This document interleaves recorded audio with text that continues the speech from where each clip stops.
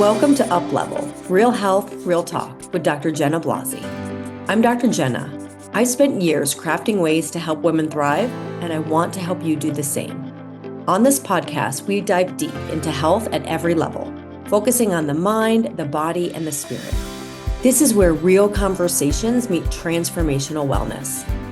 We'll be talking about all the things that truly matter, from nutrition and fitness to lifestyle, mindset, and personal development. Plus, the real deal on managing stress and navigating menopause. So if you're ready to elevate your health journey with authentic, transformative insights, you're in the right place. Let's get started.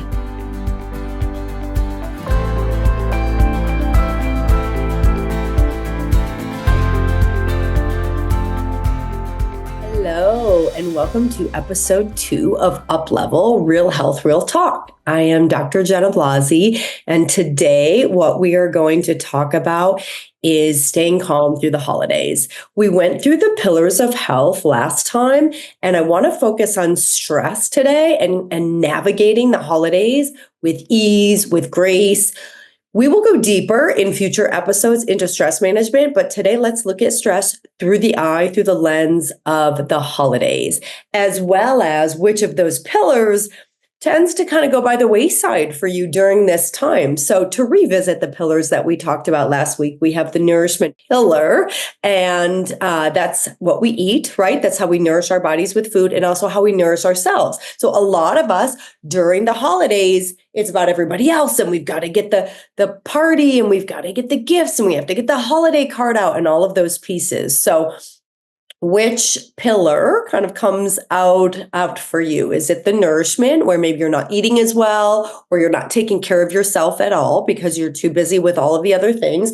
Is it the sleep pillar? Is it that sleep, really you're out late? Maybe you have a lot of events that go late for work, etc. Is it the movement pillar? Do you tend to not exercise because you're just quote unquote too busy during the holidays? Or is it just stress management in general? So today we're focusing on stress management in general for the holidays, but recognizing that the way that these pillars work together is they affect your stress management, right? When we move our bodies, we tend to manage our stress, and evidence shows us that exercise is a really great way to manage our stress. So I want to talk about the unique challenges that come with the holiday season. I mean, we've got family dynamics, and a lot of people are feeling financial pressure. Some people, this is a really hard time of year, and there's grief that comes up, and then our packed schedules, right? We've all been there, and stress has a really deep impact on our health. A lot of us get sick. I used to, every holiday season, I would eat so much junk that I would get sick as soon as the holidays were over. And so let's talk about what can we do to be a little more mindful in this season, how we can set boundaries, etc. Okay, because the stress that we all feel activates our body's fight or flight response, right? And so, like, why are the holidays stressful? A lot of different reasons for a lot of different people, right? Like I said, family dynamics, or maybe people have suffered from loss. So it's triggering that feeling of feeling alone, or expectations of others, right? So we've got a financial piece, expectations, social obligations. If you're traveling with family, the logistics of all that. And so having a mindset shift during this time of year can make a big difference. Understanding that this is normal, but how we respond to it, we get to choose, right? What we choose to say yes to is also our choice. What we say no to. For example, I was joking with some people recently saying, like, I'd never send out holiday cards. I just don't.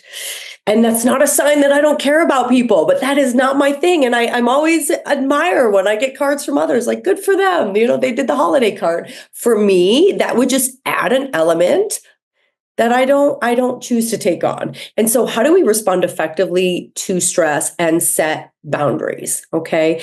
There are many evidence-based strategies for managing stress in general and managing holiday stress. Breathing. Even a 2 to 3 minute breathing can bring in some quick calm, right? And so if you look at, these are things that you can apply to this time, but you can also apply them to any time. So if you're feeling, let's say you're shopping, my husband got back from, he traveled down, we're in Sedona, he traveled down to Prescott, and he went by Costco, didn't go into Costco, but went by Costco and said it was a madhouse. And just shopping, because he was trying to find a nice suit for my son, who's got his first like formal event at school in a few days. And he said, it just reminded me of how I do not want to be stuck in a store doing any last minute shopping before the holidays. And so this is a good thing to know. Like, what are our triggers? Like, I know sending him to the store last minute for any type of gifts, he will lose it. And so what are your triggers? Where can you pull back and go, okay, here's how I want to preemptively get ahead of this. I want to prevent myself from being in a situation where I'm at the grocery store getting last minute ingredients, or I'm at another store getting a last minute gift. Now, this is a little late in coming because depending on what holidays you celebrate, we're right up against them. But there's still events going on, right? And there's New Year's celebrations, and there's still parties happening. And this is something we can utilize at any time in our life, is to know where our triggers are and how do we get ahead of them. When I'm setting exercise plans with patients, and so we set a plan. I say, we have to be specific, put it on your calendar. How many days are you going to commit to? How much time are you going to commit to? And then what are you actually going to do? Like going for a walk or doing Pilates or going swimming, whatever the activity is. If people say like, well, I'm going to walk. Okay, well, what if it rains? What if it's too cold? What if it's too hot? Depending on the time of year, we have to know the things that trip us up so we can have a backup plan. Or say I'm walking rain, sleet, or snow, right? So knowing these things. So back to the idea of evidence-based strategies. Breathing can bring a quick calm. If you do find yourself in a store and you're feeling anxious or you're feeling overwhelmed, deep breathing will activate our parasympathetic nervous system. When our sympathetic nervous system is constantly engaged, the body is in fight or flight mode, and that produces things like cortisol and other hormones that, if left unchecked, can cause health problems, inflammatory problems, even, heart issues, belly fat, etc. And so our body doesn't know the difference between life or death stress, which is what it's meant to protect us from, and, oh my gosh, the store is really crowded and I'm feeling overwhelmed, or, oh, my phone is not working, right? It doesn't know the difference. It also doesn't know the difference between real or perceived stress. Think about times when you go down a rabbit hole of, oh my gosh, what if this happens? What if that? And your body has those responses as if that occurred. Doesn't know the difference. So we can practice breathing. There's so many apps today for guided meditations. You can do 2 minutes, 3 minutes, 4 minutes, 5 minutes of breathing, of listening to calming music so that you reset. Step into the bathroom if you need to, lock the door. And so at any point we can take that calm and just try to reset and activate our parasympathetic nervous system. Anytime I'm feeling out of sorts or just even not feeling high vibration, I put on my frequency music, I do some deep breathing, I visualize myself in a wonderful place. And so there's lots of ways to do this. Find what resonates for you, find what works with you. When people do breathing, I usually encourage them to count. So you're inhaling through the nose and you're counting up. It gives your mind something to focus on, and then hold at just a moment at the top of the breath in the silence before you exhale it, because there's a real calm that comes in. And then you exhale slowly, counting down. I like to tell people to have the exhalation be a little bit longer than the inhalation. So if you count it up to 6 or 8 on the inhalation, you get to the bottom, maybe you're at 8 or 10, pause at the bottom. Again, let that calm come in before you take that nice deep breath. Another quick reset is practicing gratitude. Gratitude is incredibly powerful. Studies have shown that it reduces stress, and there's just simple practices like writing 3 things that you're grateful for every morning, starting your day off in that place. Or if you're in a state, okay, what am I grateful for? I have a habit of doing this when something quote unquote bad or challenging happens. Like I stub my toe and I'm like, ow. And then I think, okay, well, I didn't break it. And that might sound crazy, but it just kind of calms me down and sets everything in perspective. Another thing that we can do is manage the expectations. It's okay to say no, right? It's okay to say no. We want boundaries. And this is something, especially most of the women I work with, we want to work on this long term, setting boundaries.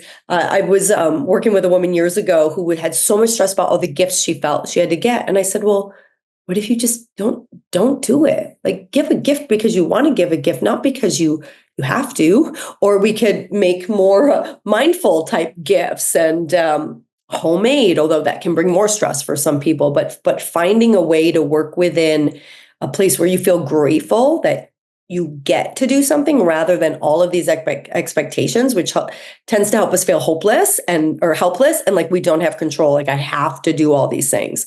What can you shift? What can you say no to? And then looking at it, change that perspective to what you get to do. And when people say, hey, can you come do this? And you don't want it's okay to say no. Or if you have plans for yourself in the bathtub, it's okay. Like, your date with yourself matters as much as your date with someone else. And we always feel this need to give an excuse, but no is a complete sentence. I always love that episode for those of you who watched Friends, when I think the guys were like, hey, Phoebe, can you help us move tonight? And she said, oh, I would, but I don't want to. It sounded like she was going to make an excuse for why she couldn't. And she was just like, I don't want to. I'm not saying you have to be that blunt, but no is a complete sentence. And so another thing is, when we look at, so we have the planning ahead piece, right? The planning ahead of whether it's, let's say you're getting ready for a big meal. You're gonna have a big meal and you want to not feel restricted, right? One of the things that I think gets us into trouble over the holidays is this all or nothing mentality, right? It's the same mentality as our dieting culture. I'm on or I'm off. I am being really quote unquote good. And I don't particularly like the explanations that have judgments, like I'm good or I'm bad. I don't think that's healthy. But when we say, oh, I'm completely on, I'm being really quote unquote good, I'm going to change that verbiage here in a moment. But this is what people say, or, oh, I was bad, or, it's on, or I'm exercising regularly, or I'm not doing anything. I am eating healthy, or I'm eating not healthy. When we can get into a state of, it doesn't have to be all or nothing, it's just all or something, that we're always moving at being a better version of ourselves, that 80% of the time we're doing the things that are the choices that are in alignment, and maybe 20% of the time we're not. For example, your diet doesn't have to be perfect. 80% you're making healthy choices that feel really good, but there's room. Now, if you have a chronic disease that maybe needs a little more strictness with it, then maybe you're 90-10, right? There's still not perfection, but 80-20, 90-10, wherever within that you find your comfort zone, then it's not, oh, I'm going to eat horribly over the holidays for 3 weeks in a row, and then on January 1st, I'll get it together. Like, let's stop this all or nothing, whether it's exercise, whether it's stress management, whatever the pieces are. So let's say you're getting ready for a really big meal, or you're going to a holiday party or something like that. One of the things you can do is have a really good breakfast. Like, start your day right. Lot of lean protein, healthy fats. Like, start your day with a solid breakfast. It could even be just a shake, like a protein smoothie of sorts. Get some greens in there, as healthy as possible. And then when you go for the big dinner or the party, you've got a solid foundation. Aim for having 25 plus grams of fiber. I tell women we want 25 to 50 grams of fiber a day. And so that you're drinking lots of water and you've got a lot of fiber in your system, so that you're fuller, right? We're more satiated. So planning ahead for events, planning ahead for big meals. And we also shouldn't feel like we have to gorge ourselves, because it's not all or nothing. If it's not all or nothing, we don't have to get it all in that moment. And it also means the next day we can choose to be healthy, and then we go do another party, and finding that balance. Okay. So we're balancing it, more indulgent meals with healthy choices.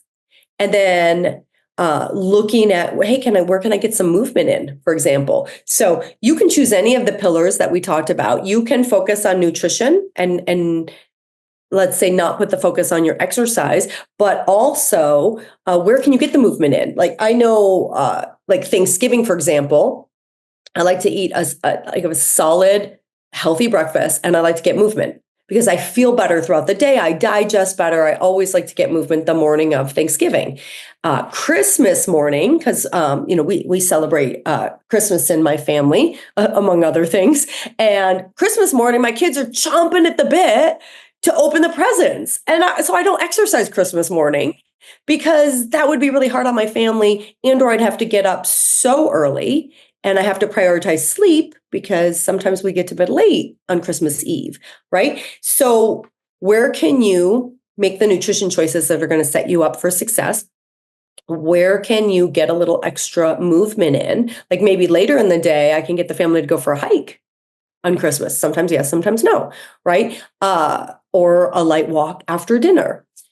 Movement might just be 10 or 15 minutes through the holidays. If your schedule is packed and you tend to let exercise go during the holidays, how can you shift that? How can you upgrade it this year where maybe you say, okay, I'm still going to work out a minimum of twice a week or a minimum of 3 times a week? Again, find what's the balance for you. Like for me, I typically exercise 5 or 6 days a week. So in a really full week, maybe it'd be 3 or 4 times. If your normal is 3 or 4 times, can you maintain that? Or can you at least get 2 in? Or can you maintain the 3 or 4? Because consistency is really great, but you do half as much. Maybe you normally do an hour, you do a half an hour. Or maybe you normally do a half an hour, maybe you just do 15 minutes. Because I'll tell you what, a 15-minute workout, especially amidst the stress of what the holidays can bring, will feel fantastic.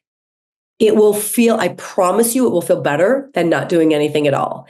It just does. There are days I trick myself into working out, meaning I don't feel like it. And unless I'm actively recovering, like I just got back from a trip recently where there was it was a concert and we were yelling. And so I'm needing a little extra recovery. And so I'm not pushing as much, but when it's not for recovery reasons and you just don't feel like it, you say, okay, I'm just going to do 10 minutes today. I'm going to do a quick 10 or 15 minute workout. And a lot of times we'll end up doing more because it's really just the getting started. But if your day is really that full and you just get that 10 or 15 minutes in, I always feel so much more accomplished. You will too. You'll feel better. And your body needs that. Your body likes the consistent movement and will thrive, and it will help your metabolism and your digestion and your mental emotional state, even if it's less than normal, keeping that consistency. Some of us lose a lot of sleep over the holidays. Maybe you have late parties and things. So where can you prioritize sleep and still get the sleep that you need? And also ask for help if and when you need it, right? Ask for help. It's okay to ask for the help of our family, of our friends, right? It's important to be able to rely on the people that are there, and people like to help. It seems to me we're often worried about burdening people, but do you like to help people? I like when I can help people, and I certainly want to know if there's ways that I can help. So kind of coming back, full scale, so to speak, getting a broader view, looking at this time of year. And next time we're going to get into really starting the new year with intention and calm. And we're gonna meet, because we meet weekly before the new year, starting the new year with intention and calm. Let's set ourselves up for success right now in the present. And let's also set ourselves up for 2025 being the best year we've ever had, where we are managing our stress, we are feeling great, we are doing the things that are really going to transform our health and our wellness. Okay? So scaling back, looking at the bigger picture. What are your triggers in the holidays? What are your triggers this time of year? Is it a packed schedule? Is it family dynamics? Is it financial strain? Is it too many things going on, too many things, obligations that you feel you have to do? Identify those and see where you can simplify, see where you can shed and remove and or say no for some of those pieces. Then look at the pillars of health, the nourishment, nutrition piece, the things that bring you joy. And those things will help you manage stress. The right foods provide nutrients for our body that helps us manage stress, right? foods that are high in magnesium, taking a bath through the holiday season. That would be the nourishment joy piece. And you're getting extra magnesium if you put those Epsom salts in.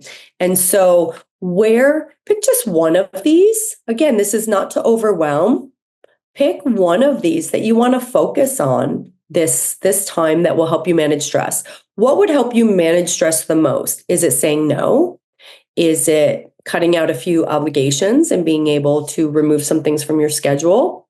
Is it moving your body? Because that is a great stress release for you. And so you've really got to find a way to put that in.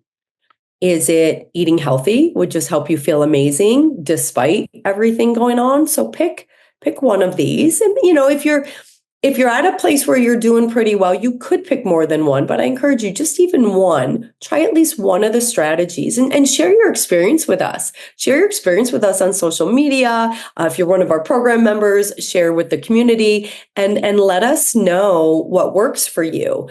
But if you're going through, I mentioned the nourishment piece, where can you bring joy in if you're feeling stressed? So we talked about the dietary piece and the nutrients that come with that. But what about what brings you joy? What brings you laughter? Using gratitude, using breathing, some self-care like taking a bath, getting a massage for yourself, understanding that there's so many wonderful things that are also happening. And where can you bring in that gratefulness and focus on that and do something for yourself that will not only nourish you, but will absolutely help you manage stress.